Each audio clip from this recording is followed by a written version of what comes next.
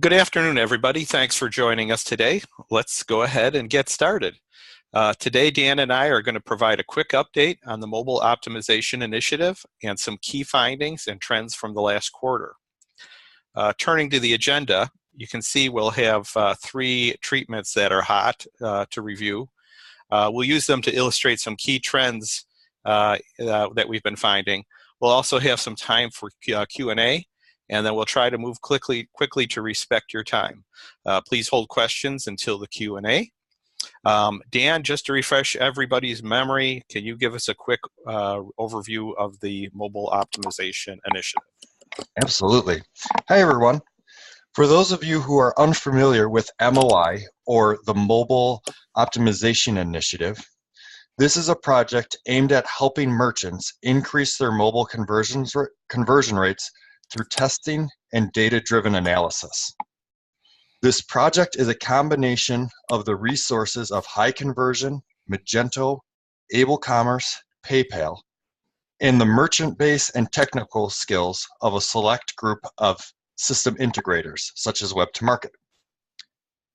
Combining these skills to enable testing and data from across a wide variety of merchants and providing participating merchants with specific data and the e-commerce market as a whole with data driving best practices guide. To date, we have over 12 systems integrators, over 100 merchants are active, and we have over 78 live optimization experiments. All right. Brad's going to go over the first trend. All right, thanks, Dan. First trend is Simplified Header. And as you can see, or we'll see an illustration in a moment, we'll also see the results that we've been getting. But first, let's quickly review the theory behind this particular treatment. So our hypothesis is that having a simpler cart header minimizes distractions and makes it more likely that the customer will complete the checkout. Also, we want to have it still have a navigation bar in there that allows the customer to continue shopping if they want to. So what we did is we removed items from the header, and you'll see that in a moment, specifically in the checkout, that didn't add value to the checkout process or could be distracting. And the reason that we did it is that when the users get to the cart, we want them to move quickly through the checkout, like poop through a goose. We found that people prefer ease of use and convenience over price. So easy means more sales. Let's go ahead and take a look at a screenshot. On the left, you can see before the test, or the version of the production site. On the right, you can see the test.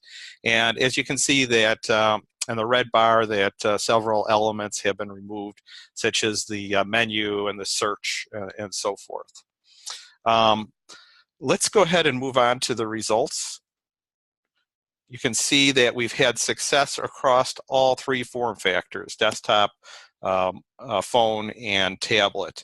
And the revenue per visitor, and again, RPV is our key metric that we care about. The revenue per visitor is the increase is especially high on phones. And that makes sense, since less clutter on a small screen makes for less thinking and a quicker checkout. Dan, why don't you take a look at the coupon collapse treatment?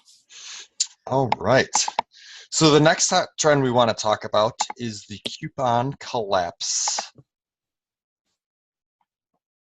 This experiment deals with the area a customer enters a promo code or gift card number in the checkout process. Natively, and you'll see in a minute, this area is displayed on the cart page and checkout page, completely expanded and completely open. This takes up valuable real estate, especially when on a mobile device, and possibly distracts customers that don't necessarily have a promo code to use, sending them off your website to go and search for a promo code that might be available to them. So what this experiment does is it collapses this area, so while still completely accessible for those who have promo codes, it allows those without promo codes or gift cards to continue to focus on proceeding to the checkout. And as you can see here in this illustration, on the left-hand side here, we have the standard Magento, where you can see that discount codes and gift card area is completely open. And it takes quite a bit of real estate here. But on the right, they are collapsed.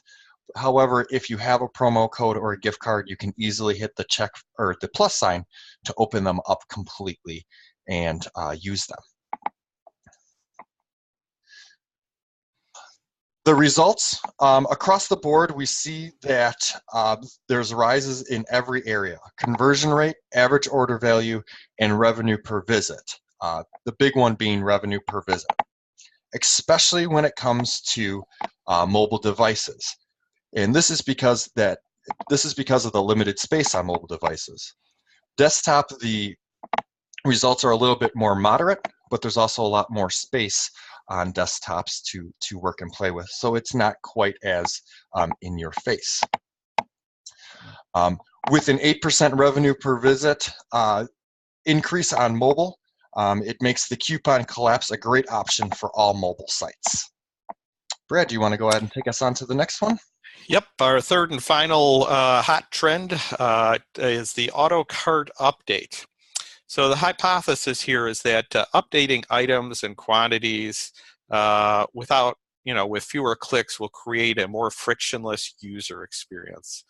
And so what we did, again, you'll see this in a moment, is we hit the update button in the basket. And so when the customer makes a change to the quantity of the products in their cart, it'll automatically recalculate.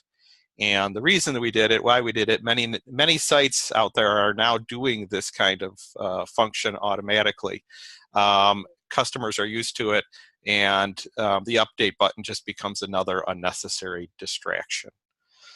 So looking at the example here, you can see it looks very much similar.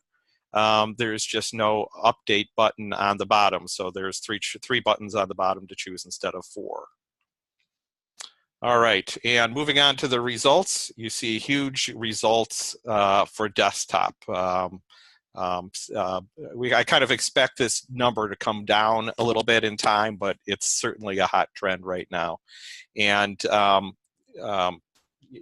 phone is still doing well, and tablets kind of average there, but definitely an experiment to consider. In fact, all 3 of these are great experiments to consider if you're in the mobile optimization initiative. If you're listening in and you're not in the mobile optimization initiative yet, talk to us and we can take a look at your site and see if these are a good fit for your site. All right, with that, thanks everybody for joining us. Now it's time for the Q&A. What do you have on your mind? How can we help you?